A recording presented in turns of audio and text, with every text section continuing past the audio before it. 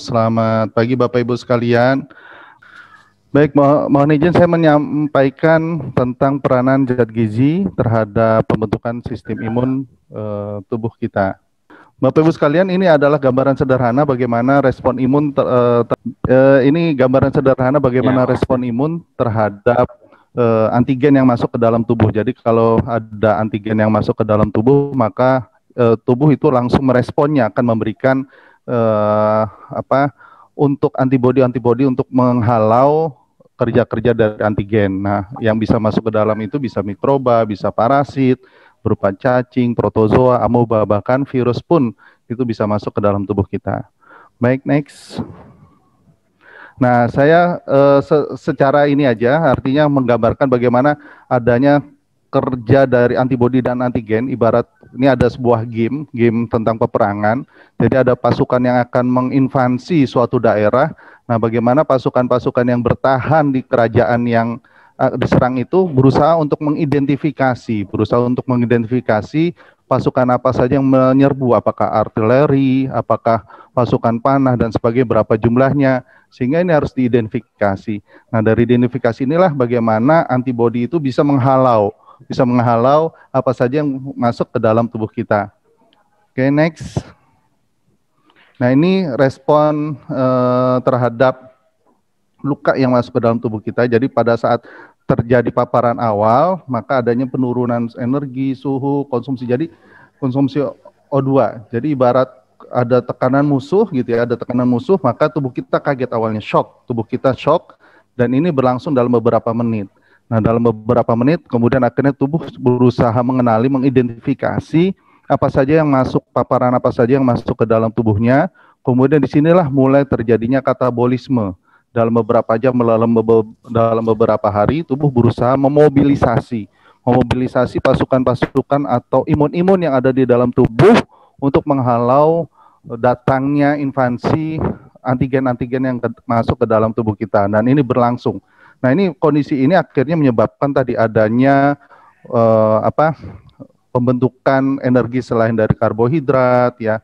Ini akan karena pada saat awal adanya paparan antigen tersebut, tubuh itu juga nggak siap, bahkan nafsu makan menurun. Nah, tetapi proses aktivasi sistem imun pun harus berlangsung. Jadi konsekuensinya adalah bagaimana tubuh melakukan katabolisme, pemecahan beberapa sumber-sumber energi, diantaranya adalah otot, untuk menghasilkan energi. Baik, next.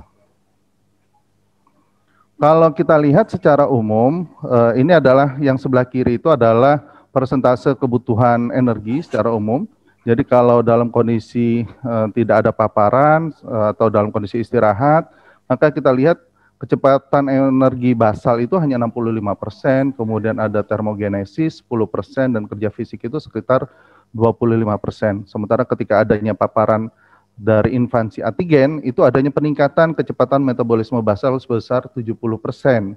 Dan termogenesis itu juga menjadi 15%, dan sisanya itu adalah kerja fisik.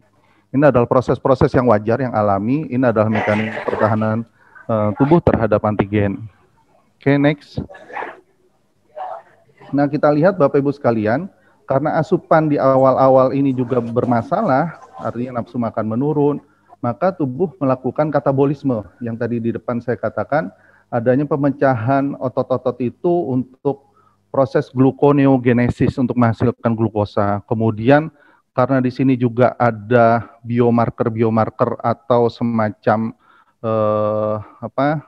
hormon gitu ya, yang untuk membantu mengantisipasi adanya antigen, ya, inflamasi interleukin. Ini adalah semacam sitokin, semacam bentukan proses ketika ada inflamasi, berarti ini pemberi sinyal kepada tubuh ada pasukan lain masuk ke dalam tubuh nih, bagaimana mengantisipasinya, dan ini segera harus dimobilisasi. Pembentukan interleukin atau sitokin ini harus dimobilisasi. Nah, ini tentu saja Bapak Ibu sekalian membutuhkan energi yang lebih besar gitu ya, energi yang bertambah, kemudian membutuhkan juga asam-asam amino untuk pembentukan interleukin tersebut.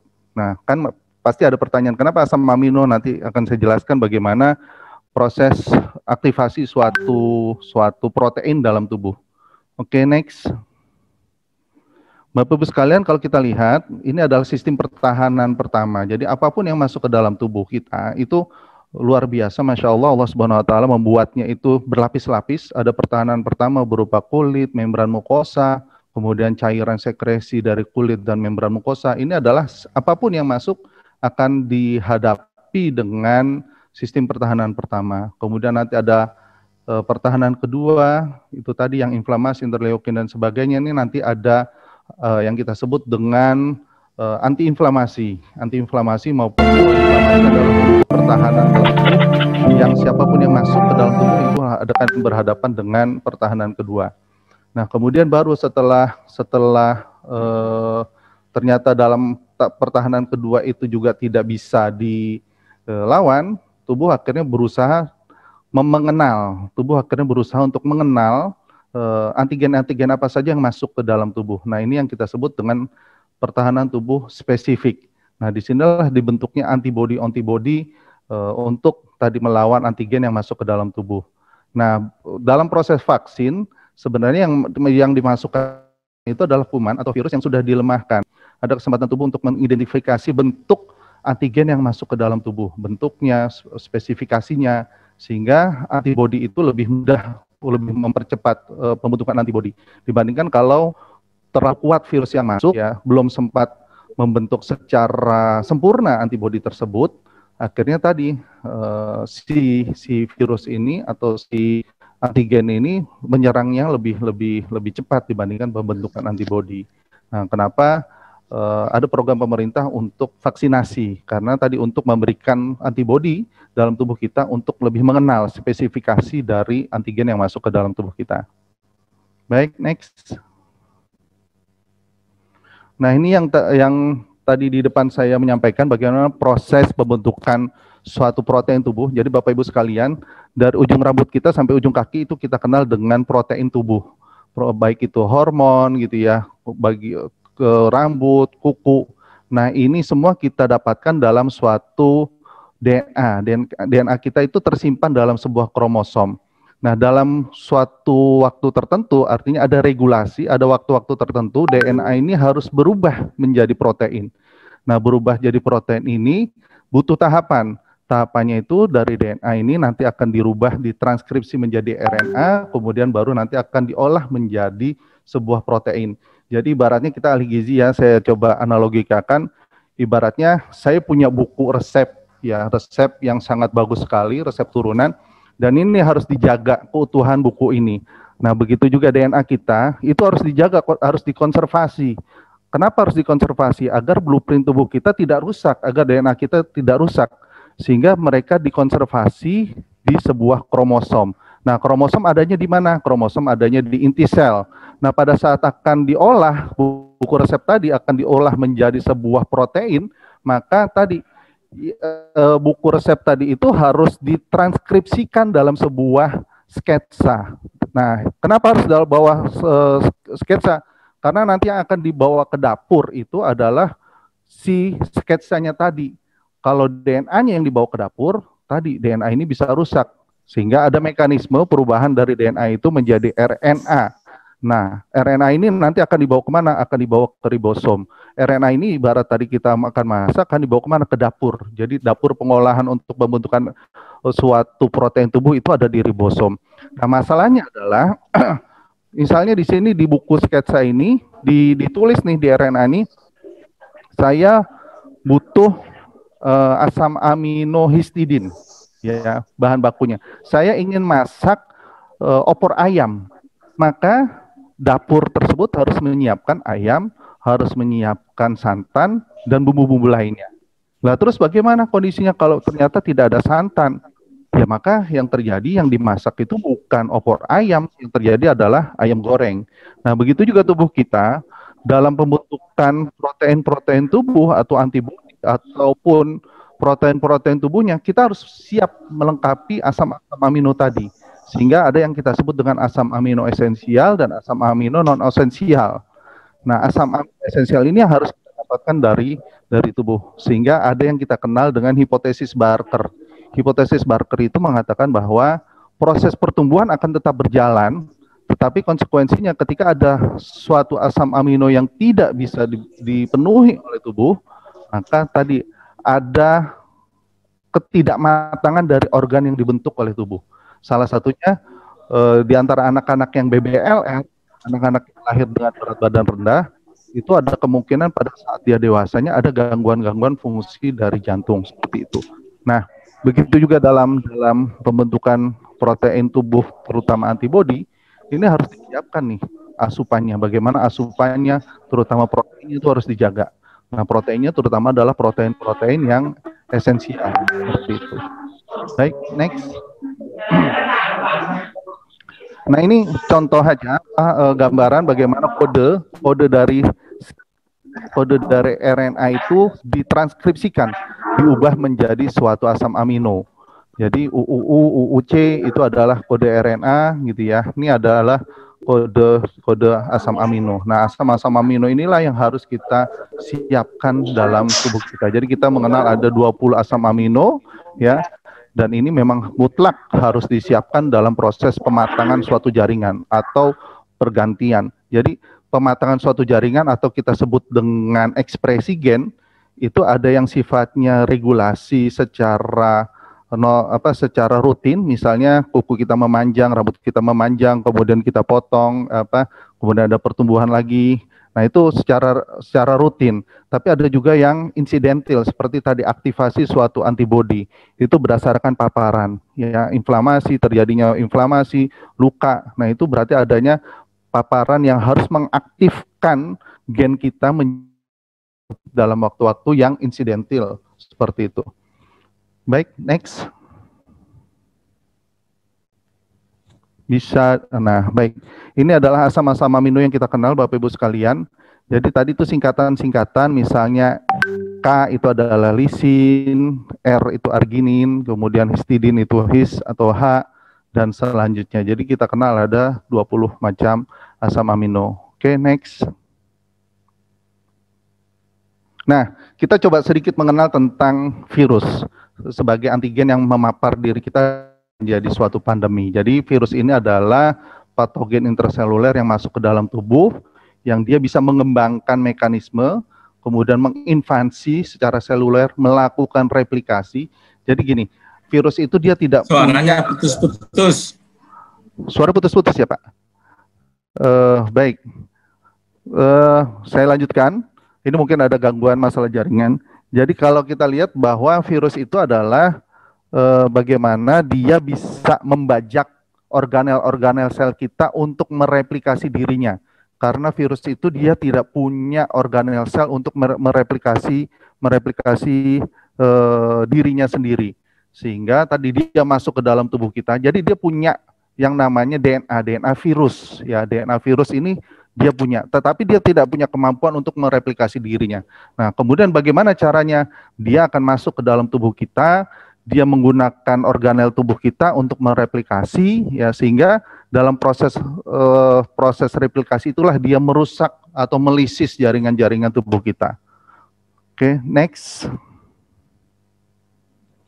Nah, ini dia, jadi bagaimana virus itu dia dapat mengganggu sel ya tanpa merusak. Ada juga tadi dia hanya menyebabkan masuk ke dalamnya, kemudian dia mengambil organel tapi tidak merusak. Tapi juga ada juga yang virus dia merusak ya, mengganggu, bahkan tadi perkembangan selnya itu juga terhalangi ya. Kemudian dapat menginfeksi jaringan tanpa menimbulkan respon inflamasi ya. Jadi dia bekerja secara silent gitu ya. Kemudian dia dapat berkembang biak dalam sel penjamu tanpa merusak, seperti itu. Ya, oke, next. Nah, ini yang tadi kita di awal bahwa ketika ada paparan pertama, maka ada yang namanya sistem imun non-spesifik terhadap infeksi virus. Nah, ini yang bekerja pada paparan awal ini adalah sel natural killer. Jadi dia akan coba menghalau virus yang masuk ke dalam tubuh kita. Ini adalah sistem pertahanan pertama. Nah, tadi di depan saya menyampaikan bahwa ini kan adalah termasuk antibodi itu kan termasuk dalam protein tubuh. Nah, bagaimana dan protein tubuh itu terdiri dari asam amino. Nah, saya ingin coba nanti menyampaikan bahwa kita membedah dalam misalnya sel natural killer ini, dia susunan asam aminonya apa aja sih, gitu ya. Susunan aminonya apa saja, dan ini kira-kira bisa dicukupi oleh asam amino apa saja. Komposisinya seperti apa, gitu ya. Oke, next kita lihat. Saya akan coba membedah per antibody ini. Nah, ini nanti ada yang namanya interferon. Ini adalah hormon dan dia adalah berupa protein, ya. Bentuknya adalah glikoprotein yang disekresi oleh sel vertebrata karena ada akibat rangsangan biologis ya seperti virus, bakteri, protozoa, ini langsung akan diaktifasi. Dan tadi protein tubuh kita itu dia akan teraktivasi secara regulasi, artinya secara rutin gitu ya. Ada juga yang dia terregulasi secara insidental ya. Oke, next. Ini saya bedah. Ini saya dapatkan di mana? Jadi Bapak Ibu bisa ya alhamdulillah, artinya qadarullah, Allah memberikan saya izin untuk belajar di biomedik. Salah satu yang saya pelajari itu adalah bioinformatika. Jadi sebenarnya Bapak Ibu tuh bisa memilih diri ya. Jadi ini adalah analisis bioinformatika bahwa tadi misalnya sel yang tadi di depan ini asam aminonya terdiri dari apa aja. Jadi setelah saya interferon itu saya bedah gitu ya dengan analisis NCBI bioinformatika, ternyata dalam satu molekul dari interferon itu terdiri dari 189. Jadi satu molekulnya interferon itu terdiri dari 189 asam amino. Asam aminonya tetap 20, tapi jumlahnya itu rangkaiannya, ibarat kereta itu rangkaian gerbongnya itu ada 189.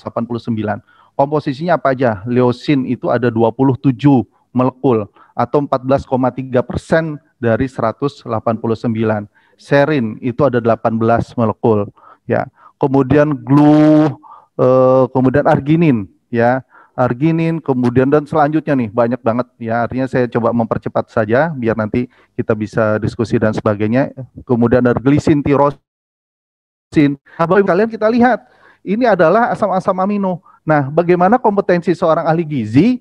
Dia bisa coba mengidentifikasi protein apa sih yang terdiri dari asam amino ini, dan ini bisa dianalisis juga secara bioinformatika. Nah, tapi kan minimal kita tahu kira-kira dari telur, kemudian dari ikan, dari tempe gitu ya. Itu asam amino yang apa aja, dan apakah ini bisa asam amino makanan yang tadi kita pilih itu bisa menyiapkan bahan baku untuk pembentukan antibodi ini gitu ya. Nanti ada tabel kompilasinya. Oke, next. Nah, ini sama. Ada yang spesifik, ada non-spesifik. Tadi kan spesifik, ada yang non-spesifik. Nah, ini kita spesifik, sama kita identifikasi. Antibodinya apa sih? Ya, antibodi untuk pembentukan antibodi untuk melawan virus. Ya, antibodi yang spesifik. Oke, next. Nah, antibodi yang spesifik untuk melawan virus ini dikenal secara umum itu adalah IgM. Sehingga waktu awal-awal terjadinya pandemik itu kan kita coba rapidnya itu adalah tentang IgM ya, tentang IgM, immunoglobulin G, IgM sama IgG. Nah, tapi akhirnya berkembang ternyata IgM dan IgG itu bukan hanya teraktivasi pada saat terjadinya paparan virus COVID ya. Kita influenza pun IgM dan IgG-nya itu aktif ya, reaktif. Saya waktu itu sempat di rapid itu IgG-nya reaktif, sementara IgM-nya non reaktif. Nah, itu juga udahlah, tenang aja lah. Pasti ini langsung harus di PCR juga ya, harus di PCR karena pada rapid itu kan yang diidentifikasi adalah antibodinya, bukan antigen. Alhamdulillah qadarullah pada saat saya di PCR itu negatif ya, artinya saya tidak.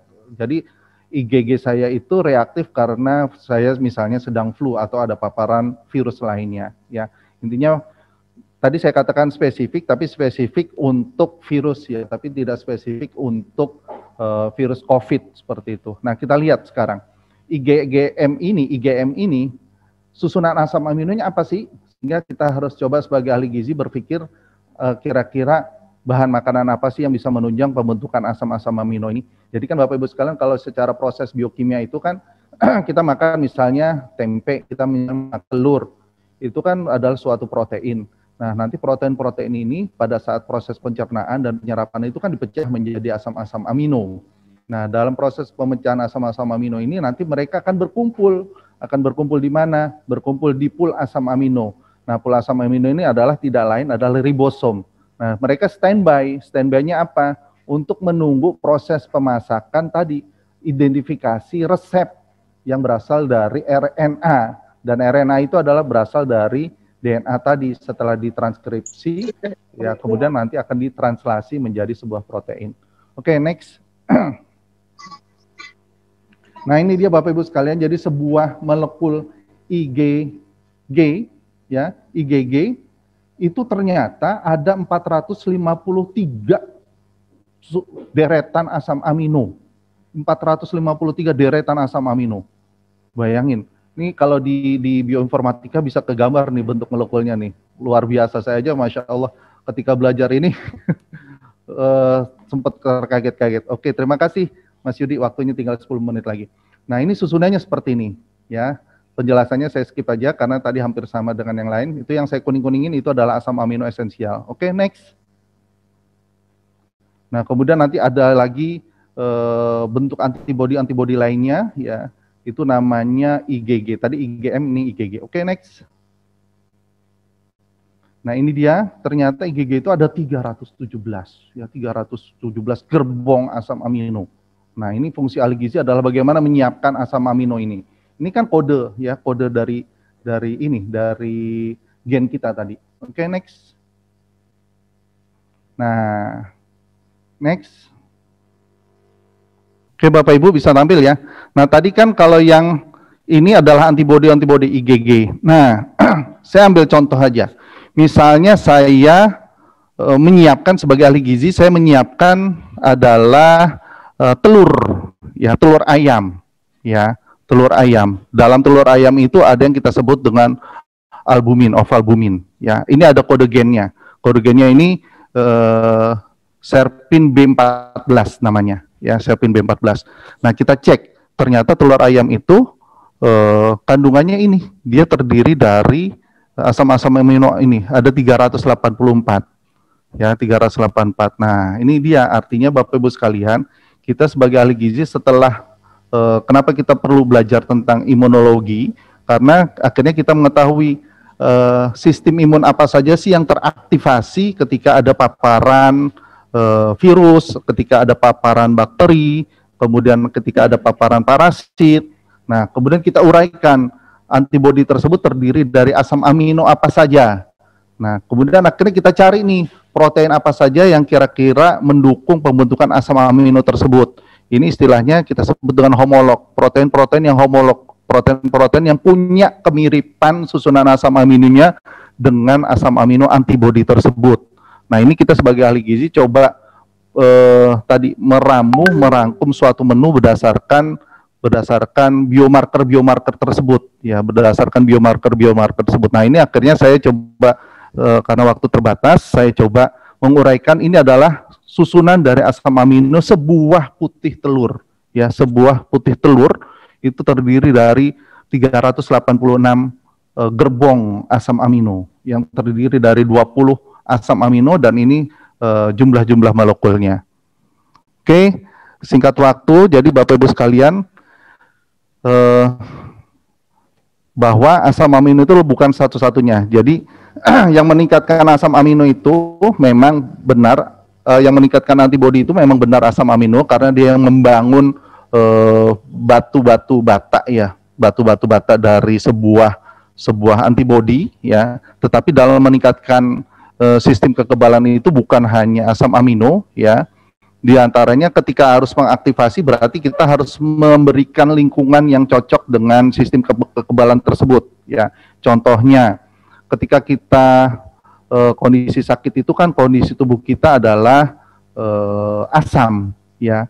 Sehingga kita harus menciptakan kondisi tubuh yang basah, ya. Karena kan tubuh kita ini pada hakikatnya pH-nya itu cenderung kepada netral gitu ya, tapi karena kita paparan paparan polutan, asap rokok, apalagi kita sakit, apalagi kita itu dalam kondisi minum obat yang cukup banyak, berarti bagaimana kita bisa menciptakan suasana basah. Nah, makanya dalam penyajian menu itu kan ada sayur-sayuran dan buah-buahan, karena sayur-sayuran dan buah-buahan itu ketika dia di metabolisme dia akan memberikan suasana basah, dan suasana basah atau netral ini cocok dengan tubuh dan sistem imun ini akan lebih teraktivasi ya dibandingkan dalam kondisi yang asam seperti itu. Nah, bahan makanan sumber antioksidan adalah menjadi komponen sistem kekebalan ya, karena bisa jadi ada oksidasi di situ, sisa obat-obatan, kemudian di situ misalnya ada paparan kerusakan dari sel gitu ya, seperti itu. Dan pilihlah bahan makanan sumber protein yang memiliki kadar asam amino esensial lengkap, telur ya, jika ingin mengkonsumsi suplemen harus kritis dan membacanya. Dan memang satu lagi ada kondisi yang memang cukup bagi saya cukup ilmiah juga, dalam tubuh kita itu ada proses autofagi. Saya sempat diskusi dengan dokter spesialis penyakit dalam, konsulen di sana, bahwa ternyata salah satu terapi yang cukup dianjurkan juga adalah kalau memang si pasien ini kuat gitu ya, artinya tidak terlalu lemah atau misalnya dalam kondisi isolasi mandiri, itu coba dianjurkan untuk melakukan puasa. Kenapa? Karena dalam puasa itu ada proses autofagi, bagaimana tubuh tadi sel-sel itu akan memakan jaringan-jaringan tubuh yang rusak ya, jaringan-jaringan tubuh yang rusak oleh invasi dari si virus. Jadi dengan proses puasa itu proses autofagi lebih masif terjadi seperti itu. Wallahualam bishawab. Mungkin itu saja yang bisa saya sampaikan. Apabila ada hal yang kurang berkenan, kurang pas, nanti bisa kita diskusikan. Terima kasih Mas Yudi, teman-teman semua. Assalamualaikum warahmatullahi wabarakatuh. Selamat pagi menjelang siang.